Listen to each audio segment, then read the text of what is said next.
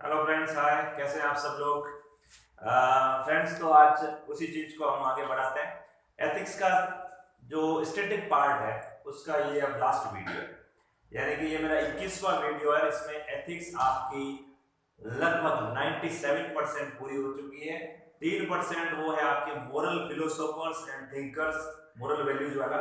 तो वो अभी 4-5 वीडियो मेरे और आएंगे छोटे छोटे, वो देख लीजिएगा।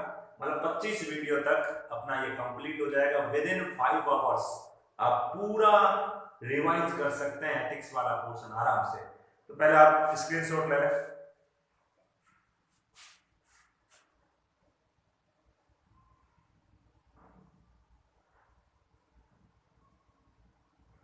Yes, ready.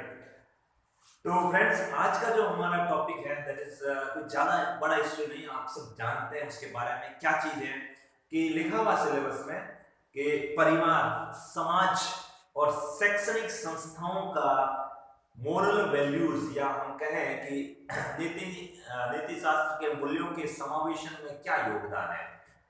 Role of family, society and educational institutions for inculcating the human values or moral values। तो ये हमारा आज का टॉपिक है, परिवार, समाज और शैक्षणिक संस्थाओं का मोरल वैल्यूज के उन्नयन में क्या योगदान हो सकता है। देख रहा है, परिवार, समाज और शैक्षणिक संस्थान। बिल्कुल सिंपल सिंपल से आते हैं। पहले परिवार में आते हैं। कैसे परिवार हमारे अंदर खूब सारे मॉरल वैल्यूज को इनकलकेट करता है, भरता है।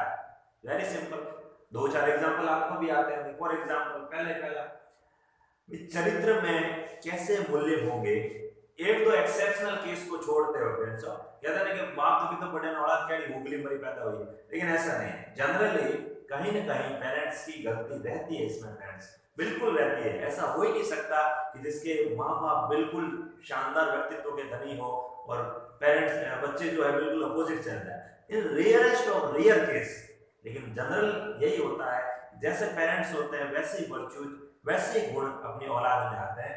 तो पहला चरित्र में मूल्यों का समावेश करने का पहला प्रयास कौन करेगा? पहला प्रयास आपकी फैमिली करेगी, आपका परिवार करेगा। तो पहली लाइन तो आपको यही लिखनी है कि किसी भी व्यक्ति के व्यक्तित्व में उच्च मूल्यों या मोरल वैल्यूज के समावेशन का पहला प्रयास परिवार के लेवल पे होता है। ओके, कैसे? जैसे आपके पिताजी है, सुबह सुबह जल्दी उठते हैं, वो घंटा बजाते हैं, बोले तो टंकोरा पाठ पूजा करते हैं, फिर सेवा पूरा अपना दैनिक कार्यों से निवृत्त होकर के अपनी जॉब पे जाते हैं। शाम को टाइम टू टाइम घर आते हैं। घर नहीं आते हैं तो मम्मी बेलन लेके खड़ी होती है। तो ये सारी बातें क्या है, इससे आपको क्या सोचने को मिलता है? इससे आप सोचते हैं कि पिताजी कितना हार्डवर्क करते हैं, मुझे भी पिताजी की तरह हार्डवर्क करना चाहिए। पिताजी 9 बजे ऑफिस जाना तो 9 बजते ही पहुंचते हैं, यानी प्रतिबद्ध है। पिताजी जहां काम करते हैं उस संस्था के प्रति कितने समर्पण के भाव से काम कर रहे हैं। तो ये सारी चीजें, यानी पिताजी या अपने जो भी आपके गार्जियंस हैं, वो जो कार्य कर रहे हैं उनको देखकर आप क्या सोचते हैं? आप में समर्पण की भावना पैदा होती है, आप में नियमबद्धता आती है, और आप में एक अनुशासन जीवन जीने की कला विकसित होती है। You got it? पिताजी से आप क्या सीखेंगे? नियमबद्धता, अनुशासन, प्रतिबद्धता, और भी हजारों चीजें हो सकती है। हमें वहां लिखना है, सोचने का समय नहीं है। पहली लाइन क्या लिखनी है कि व्यक्ति के व्यक्तित्व में उच्च मूल्यों या नैतिक मूल्यों के समावेशन का पहला प्रयास कहां से शुरू होता है? फैमिली से। दूसरा क्या लिखना कि पिता से क्या सीख मिलती है कि पिताजी आजीविका करते हैं, अब समय समय अनुसार कार्यालय जाते हैं, अपना काम पूरा करते हैं और आजीविका आजीविका कमाते हैं, हमारा पालन पोषण करते हैं। इससे हमें क्या सीख मिलती है? नियमबद्धता, अनुशासन, कर्तव्य परायणता, समर्पण की भावना। ये सारी चीजें हमें पिताजी से सीखने को मिलती है। तो माता जी से क्या सीखने को मिलता है? माता तो पहली पाठशाला है, सब कुछ वहीं से तो सीखते हैं। देखो, घर में तीन जने खाने वाले हो, मान लीजिए 3 रोटी है, तो माँ जो होगी वो एक एक रोटी उन 3 को दे देगी, खुद भूखी रह लेगी। तो ये क्या है? ये माँ में जो त्याग और समर्पण की भावना, ये भी हमें, हमारे अंदर भी वही वर्चुअस डेवलप होते हैं कि माँ यार इतना त्याग करती है तो थोड़ा त्याग मुझे भी करना चाहिए। तो त्याग और समर्पण की भावना हमें माँ के जो दैनिक कार्यकलाप हैं उससे सीखने को मिलते हैं। और माँ तो वास्तव में माँ है, माँ की ओर तो हम कर ही नहीं सकते हैं। और जो इंसान अपने माँ बाप का दिल दुखाता है, उनकी सेवा चाकरी नहीं कर सकता, वो देश की सेवा तो छोड़ो खुद की सेवा भी नहीं कर पाएगा। यानी कि एक अच्छा प्रशासक होने के लिए फर्स्ट आपका घर भी अपने आप में क्या है, एक प्रशासन ही तो है। इस प्रशासन को चलाइए। मेरे जैसे कुछ मैरिड पर्सन भी होंगे, उनको पता है गृह मिनिस्टर क्या होता है और प्राइम मिनिस्टर क्या होता है और प्रशासक क्या होता है। ठीक है साहब। तो माँ कोई भी सुविधा पहले दूसरों को देती है, उसके बाद उन सुविधाओं को अपने लिए भोग करती है। तो माँ से हमें क्या मिलता है, त्याग और समर्पण की भावना मिलती है। आगे बढ़ो। साथ ही साथ बड़े बड़ों के साथ कैसा व्यवहार कर रहे हैं, आपके पिताजी अपने पिताजी के साथ अर्थात आपके दादा के साथ कैसा व्यवहार कर रहे हैं, क्या सानिध्यपूर्ण व्यवहार है, प्रेम पूर्वक व्यवहार है, या ऐसे लपके कर रहे हैं। तो आप भी ऑब्वियस है कभी न कभी अपने बाप के सामने लपके करेंगे, आपके बेटे करेंगे। जहाँ बड़ों का बच्चों के प्रति क्या व्यवहार है, इन बातों से भी हमें बहुत कुछ सीखने को मिलता है। बड़े बड़ों के साथ कैसा व्यवहार कर रहे हैं और बड़े बच्चों के साथ कैसा व्यवहार कर रहे हैं, इसको देख करके भी एक छोटे बच्चे में खूब सारे गुण डेवलप होते हैं। तो ये चीज भी हमें ध्यान में रखनी है। नेक्स्ट, अगर परिवार में नेगेटिविटी है, एनी टाइम लड़ाई झगड़ा, अशांति का वातावरण, स्वार्थीपन, बोले तो मैं 2 रुपए ज्यादा कमा रहा हूँ, मेरा भाई मान लो कम कमा रहा है, या भाई ज्यादा कमा रहा है मैं कम कमा रहा हूँ, तो ज्यादा वाले अपने पास रखो, नारे होंगे तब काम आएंगे। जब ऐसे मूल्य परिवार में उत्पन्न होते हैं या पैदा होते हैं, तो वहां पर भौतिकवाद हावी हो जाता है, वहां स्वार्थ परायणता हावी हो जाती है और वहां अनुशासनहीनता तो खैर होगी। तो अगर फैमिली में नेगेटिव वातावरण है, तो ऐसे नेगेटिव गुण भी बच्चे के दिमाग में या उसके व्यक्तित्व में झलकेंगे, भौतिकवाद, स्वार्थवाद, अनुशासनहीनता, सब कुछ। तो फ्रेंड्स, ये था परिवार का इम्पैक्ट। कोई 500 शब्दों का क्वेश्चन नहीं आएगा, छोटा क्वेश्चन अगर आएगा तो तीनों का सम्मिलित आएगा। और मुझे नहीं लगता खाली पूछेंगे परिवार का क्या रोल है, ये तो नॉर्मल सी बात है, सबको पता है। फिर भी इन वर्ड्स को आप टेक्निकल वर्ड, समर्पण, निबद्धता, अनुशासन, त्याग, समर्पण, ये इतने भारी भरकम शब्द होते हैं, एग्जाम देने के बाहर तले दब जाता है बेचारा, नंबर देने ही पड़ते हैं। तो आप इन वर्ड्स को, वेटेज को ध्यान रखें और वर्ड्स को यूज करें। नेक्स्ट आता सोसाइटी, समाज। थोड़ा सा अच्छा, समाज क्या करता है। देखो, पहली बात तो ये, हमारे समाज में विभिन्न धर्मों के लोग रहते हैं, हिंदू, मुस्लिम, सिख, ईसाई। इससे हमें क्या सीखने को मिलता है, इससे हमें सीखने को मिलता है कि हमें भी सहिष्णु बनना चाहिए, हमें भी पंथ निरपेक्ष बनना चाहिए। एक धर्म को लेकर उसके प्रति कट्टरवादिता काम की नहीं है फ्रेंड्स। अगर आप एक अच्छे व्यक्तित्व के धनी हैं, तो आपको क्या, आप समाज से क्या सीखते हैं। नंबर फर्स्ट, विभिन्न धर्मावलंबियों को देखकर हम अपने अंदर सहिष्णुता और धर्म निरपेक्षता की भावना को भी पैदा करते हैं। तो पहली बात तो समाज से हमें यही सीखने को मिलती है कि सहिष्णुता और धर्म निरपेक्षता, यानी समाज खुद को सहिष्णु बनाने के लिए अपने कुछ गुणों को व्यक्तियों के ऊपर लागू करवा सकता है, सहिष्णुता, धर्म निरपेक्षता जैसे। दूसरा, समाज में यदि सत्यनिष्ठा का वातावरण है, अहिंसा का है, कर्तव्य परायणता है, तो व्यक्ति भी इन मूल्यों को अपने व्यवहार में जरूर लाता है। लेकिन अगर ऐसा समाज जहाँ लड़ाई झगड़े हैं, कोई कर्तव्य वर्तव्य नहीं है, भ्रष्टाचार है, तो वहां सीधी बात है आगे आने वाली पीढ़ी भी इन गुणों को अपने व्यवहार में लाती है। इसके विपरीत यदि समाज में सत्यनिष्ठा है, अहिंसा है, कर्तव्य परायणता है, तो व्यक्ति भी इन मूल्यों को अपने व्यवहार में लाएगा। इसी प्रकार से सांप्रदायिकता, जातिवाद, छुआछूत, महिला अत्याचार, बाल विवाह, ये सारे अवगुण भी व्यक्ति के व्यवहार में आ सकते हैं, बशर्ते वो सोसाइटी खुद ही ऐसी हो। अगर सोसाइटी में बाल विवाह को प्रोत्साहन है, तो आगे आने वाले बच्चे वही सीखेंगे। सोसाइटी में अगर छुआछूत है, तो आगे आने वाले बच्चे वही सीखेंगे। फ्रेंड्स, मैं एक इंसिडेंट बताता हूँ आपको, मेरे स्कूल एक गांव से हुई है। तो मैं आज से लगभग बात हो गई 17-18 साल पहले की, जब मैं 5th क्लास में था। तो मैं, मेरा दोस्त था गर्ग बोले तो ऐसे ही आते हैं मेघवाल समाज से। तो हम वो एक चूरमा बना के लाया, चूरमा समझते हैं, तो चूरमा बना के लाया, और मैं तो समझता नहीं था, बच्चा था, उसका नाम तो खुशहाली।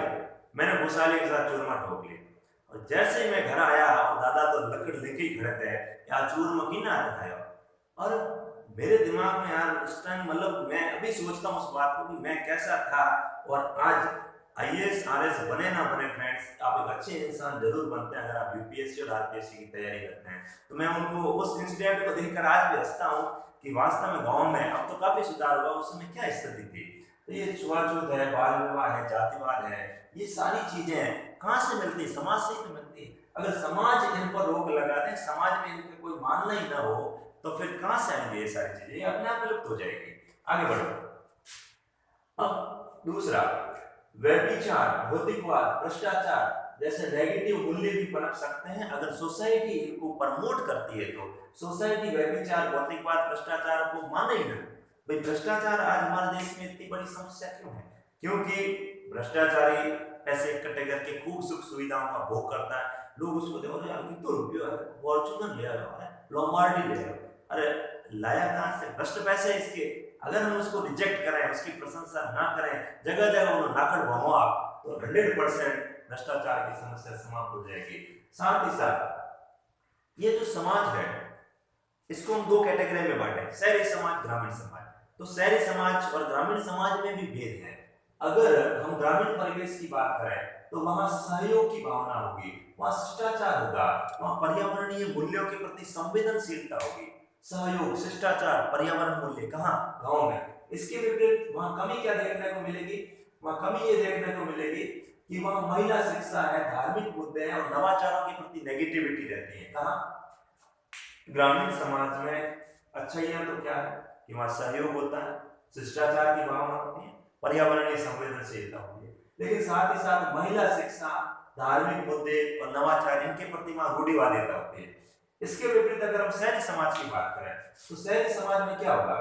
भौतिकवाद हावी होगा, पर्यावरणीय असंवेदनशीलता होगी, पर्यावरण प्रदूषण होगा तो वे अपना आनंद लो, ऐश करो। बुजुर्गों के प्रति अनुशासनहीनता होती है। कई बार पिछले साल की बात है, बॉम्बे में एक डोगरी जो लगभग 5-6 करोड़ के बंगले में रह रही थी और भूख से मर गई। सुनने में बड़ी हंसी आती है, लेकिन हकीकत बात है। अपना बेटा उससे मिलने आया 6 महीने बाद में, और 6 महीने तक तो उसने बात ही नहीं की अपनी माँ से, और फिर देखा तो माँ का कंकाल पड़ा था। 5 करोड़ के बंगले में रहते हुए डोगरी भूख से मर गई, कितनी दुर्दनीय बात है। तो ये अनुशासनहीनता, ये अनुशासनहीनता बुजुर्गों के प्रति शहरों में आजकल ज्यादा देखने को मिलती है। इसके विपरीत पंथ निरपेक्षता, जातिवाद, नवाचार, हम ये बेनिफिट है शहरीकरण का। जातिवाद कम हो जाता है शहर में आती, पंथ निरपेक्षता बढ़ जाती है, और नवाचारों के प्रति तो बिल्कुल हम तैयार बैठे, कोई भी नवाचार लो सबसे पहले शहरों में आते हैं। तो ये शहरी वर्सेस ग्रामीण और ये सारी चीजें आपको पता आ गई, थीम समझ में आ गई होगी कि समाज किस तरह से इफेक्ट करता है। 2-4 हेवी वर्ड, जातिवाद, छुआछूत, व्यभिचार, भ्रष्टाचार, सांप्रदायिकता, शहरी, पंथ निरपेक्षता, नवाचार, ये वर्ड्स आपको डालने हैं, तभी आनंद आएगा। नेक्स्ट आता है शैक्षणिक संस्थाएं। ये कैसे इफेक्ट करती किसी व्यक्ति के व्यवहार को? देखो, सबसे पहले जब भी आप इस पे लिखें तो चाणक्य का एक कथन है फ्रेंड्स, जो ध्यान रखना है कि किसी भी देश का जो प्रलय है या निर्माण है, किसी देश का प्रलय होगा या निर्माण होगा, ये कहां पे बैठा रहता है, ये सारी बातें डिपेंड करती हैं शिक्षक की गोद में। यानी कहने का मतलब ये है कि शिक्षक की गोद में ही राष्ट्र का प्रलय और निर्माण का निर्धारण होता है। बिल्कुल, शिक्षक जितना अच्छा होगा, आप खुद देखें आपके टीचर्स लाइफ में ऐसे रहे होंगे जिनका इफेक्ट आज भी आपके व्यवहार में झलकता है। मेरा छोटा सा बच्चा 5 साल का, एक बार मैडम ने ये बी है, सबको पता है, मैडम ने इसको डी बना के दे दिया, बेटा ये डी है। अब मैं और मेरी मिसेज उसको समझा के थक गए कि बेटा ये बी है, नहीं पापा डी। मैडम ने कहा तो मैंने कहा मैडम ने तो कहा कि भगवान ने थोड़ी कहा है। तो फिर भी देखो बच्चे पर कितना इफेक्ट पड़ता है टीचर का। तो यानी कि टीचर वास्तव में, कहते हैं ना, teachers are the builder of a particular nation और पिलर्स ऑफ अ नेशन। वास्तव में पिलर्स होते हैं। कैसे? चाणक्य का ये कथन ध्यान में है, शिक्षक की गोद में ही राष्ट्र का प्रलय और निर्माण का निर्धारण होता है। ओके। दूसरा, बच्चा स्कूल में जाता है, दूसरों के साथ घुलता मिलता है, उसमें सहयोग की भावना पैदा होती है, जिसे हम क्या कहते हैं, सहभागिता का पाठ पढ़ता है। स्कूल में बच्चा सहभागिता का पाठ पढ़ता है। और दूसरी बात जातिवाद है, पंथ निरपेक्षता है। जातिवाद कम होगा, पंथ निरपेक्षता बढ़ेगी, नवाचारों के प्रति क्या होगा, रुझान पैदा होगा। और साथ ही साथ स्कूल में कोई धार्मिक शिक्षा नहीं दी जाती, वहां अलग अलग विषय पढ़ाए जाते हैं। जैसे कि आपको इतिहास पढ़ाया गया, इतिहास से आपने पढ़ा 1857 की क्रांति में झांसी की रानी ने ये कर दिया, तांती टोपे ने ये कर दिया, 1919 में ये हो गया, असहयोग आंदोलन में ये हुआ, भारत छोड़ो आंदोलन में ये हुआ। ये सारी चीजें आपको कहीं ना कहीं कौंधती है कि हमारे ऊपर अंग्रेजों ने इतना अत्याचार किया और हमने शोषण का प्रतिकार किया, समानता और स्वतंत्रता की बात की। तो ये सारी बातें कहां से आई है? इतिहास से हमें ये सीखने को मिलता है दोस्तों कि हम शोषण के प्रति विरोध की भावना या प्रतिकार की भावना पैदा होती है जब हम इतिहास पढ़ते हैं, तो और समाज में समानता और स्वतंत्रता की भावना भी पैदा होती है इतिहास से। बात करें विज्ञान की, विज्ञान किसी भी स्टेटमेंट को यूं नहीं मानता, तार्किक तक की बात करता है। तो जब हम विज्ञान पढ़ते हैं तो हमारी तर्क शक्ति विकसित होती है। ये योगदान है शिक्षण संस्थाओं का। हम कई और किसी दर्शन शास्त्र पढ़ते हैं तो वहां से हमें सत्य, अहिंसा, सहयोग की भावना पैदा होती है। दूसरा, अगर किसी देश के भूगोल को आप अच्छे से जान लेते हैं तो भूगोल से हमें क्या मिलती है? जैसे भारत के भूगोल को पढ़ते हुए आप सोचते हैं भारत कन्याकुमारी से, कश्मीर से लेकर कन्याकुमारी तक, अटक से लेकर कटक तक, ये विशालता, यहाँ के क्षेत्रवासी, यहाँ के विविध धर्मावलंबी, इससे हमें क्या सीखने को मिलता है? विविधता में एकता। तो ये विविधता में एकता का पाठ हमें कौन सिखाता? भूगोल सिखाता है। तो ये सारी चीजें फ्रेंड्स शिक्षण संस्थाओं का योगदान है। ये समाज मैंने करवा दिया, ये परिवार मैंने करवा दिया, बाकी इसमें कोई खास नहीं है इतना, सिर्फ आप एक बार सुन लेना, वर्ड्स आपको याद रह जाएंगे बस। ओके, तो ये मेरा लास्ट एपिसोड था फ्रेंड्स। अब मेरे जो वीडियोस आएंगे वो आएंगे थिंकर्स एंड फिलोसोफर्स पे, और आने वाला जो वीडियो है मेरा वो है पतंजलि, कपिल और शंकर, इन तीनों के दर्शन को हम आगे बढ़ाएंगे और 4-5 वीडियो में ये कोर्स कंप्लीट हो जाएगा। मैंने मेरा प्रयास किया निस्वार्थ भाव से फ्रेंड्स, मेरा कोई स्वार्थ नहीं है, इतना सा स्वार्थ है कि आपको जब पढ़ाता हूँ तो मेरा टॉपिक तैयार हो जाता है, बस दैट्स ऑल। बाकी इन फ्यूचर जो होगा वो देखा जाएगा। कीप इट अप, चलते रहें, कर दिखाओ कुछ ऐसा कि दुनिया करना चाहे आपके जैसा। Bye bye, take care.